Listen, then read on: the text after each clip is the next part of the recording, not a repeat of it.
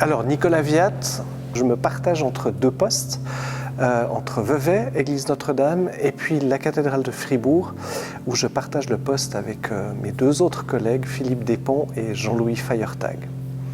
Et puis à côté de ça, alors à la cathédrale même, j'ai encore quelques fonctions, notamment la présidence de la commission de musique, qui gère toute la musique à la cathédrale. Et puis je tiens encore les comptes de l'association des concerts de la cathédrale, ici où nous organisons chaque été des concerts en juillet et en août, le mercredi à 12h15. À Boudry, canton de Neuchâtel, dans la paroisse où j'étais est arrivée une nouvelle équipe pastorale. C'est ma maman, je la remercie, mais à l'époque elle avait cafeté en disant que je jouais d'un instrument à clavier, et puis on est venu me chercher et ça a commencé comme ça. J'ai commencé vraiment à apprendre petit à petit en accompagnant un, deux chants, et puis un beau jour j'ai quitté la paroisse où j'étais pour aller chez les voisins qui avaient un instrument nettement meilleur, mais là tout d'un coup je postulais pour un poste, et puis j'ai été engagé, donc c'était un peu mon premier engagement, pas à titre professionnel, j'allais entrer au conservatoire, et voilà, les choses se sont faites comme ça.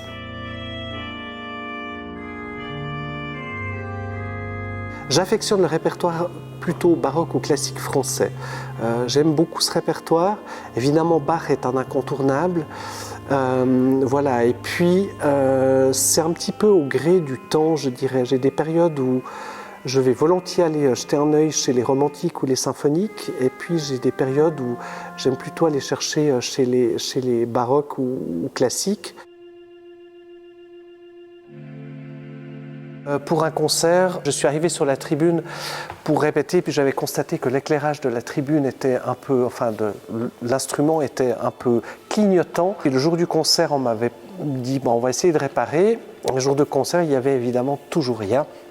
Ça clignotait, donc j'ai appelé l'organiste qui n'y comprenait pas grand-chose, mais le sacristain est venu en renfort pour finalement, avec toutes les peines du monde, arriver à sortir le néon, donc tout va bien. Le sacristain, très content, dit j'ai un néon. Il avait effectivement un néon, mais qui n'était pas de la bonne dimension. Donc ils sont allés au secrétariat paroissial aller chercher une belle lampe de bureau à pied, de ces vieilles lampes en métal comme ça, que j'ai eu vraiment à mes côtés comme ça tout le long du concert. Et en allant saluer le public, c'est authentique, je me suis pris les pieds dans la rallonge et la lampe est tombée, la lampe a éclaté, et donc j'ai fait on m'avait demandé un bis, donc j'ai fait le bis dans quasiment la nuit. On m'avait sollicité un jour pour aller jouer une confirmation à la cathédrale de Lausanne, et je suis arrivé, j'ai eu beaucoup de peine à me trouver une place, j'ai fini par viser un parking souterrain, encore acheter de l'eau, monter tranquillement à la cathédrale. J'avais 1 heure d'avance sur l'horaire, il sonnait 5 heures, et j'ouvre la porte de la cathédrale et la célébration avait commencé. C'était plein, il y avait 1000 personnes, c'était une confirmation pour je ne sais plus combien, 80 ou 100 confirmants de la ville de Lausanne. Alors en fait, ils avaient changé l'horaire, ils avaient prévenu tout le monde, sauf l'organiste. Je crois que je n'ai jamais été aussi mal de ma vie qu'à ce moment-là. Et je crois que je ne suis jamais grimpé aussi vite à une tribune que ce jour-là.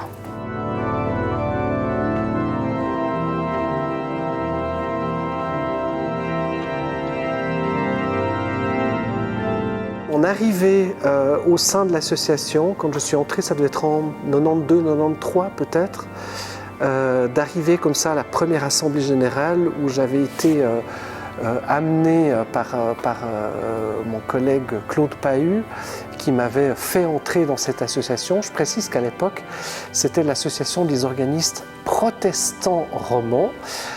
Et donc, comme catholique, je me sentais un tout petit peu quand même, je ne vais pas dire étranger, mais on ne sait pas trop comment on va être reçu. Et finalement, je me suis retrouvé au milieu d'une joyeuse équipe où vraiment j'ai été accueilli très très chaleureusement dès le départ. C'était vraiment un souvenir magnifique. Les procès-verbaux des assemblées générales rédigées et lus par Jean-Jacques Graham, paix à son âme, mais en tout cas c'était un grand moment des assemblées, c'était vraiment, on rigolait beaucoup, mais c'était fait avec beaucoup de sérieux, mais avec voilà, la touche de finesse qu'on lui connaît.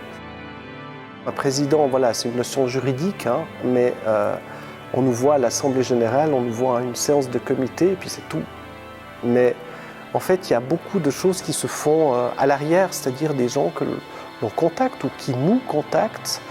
Donc je pense qu'il y a une masse de travail importante derrière.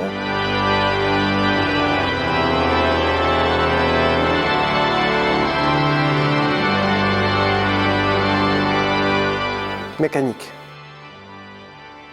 Liturgie, c'est mon ADN. Ah, combinateur. Faut vivre avec son temps.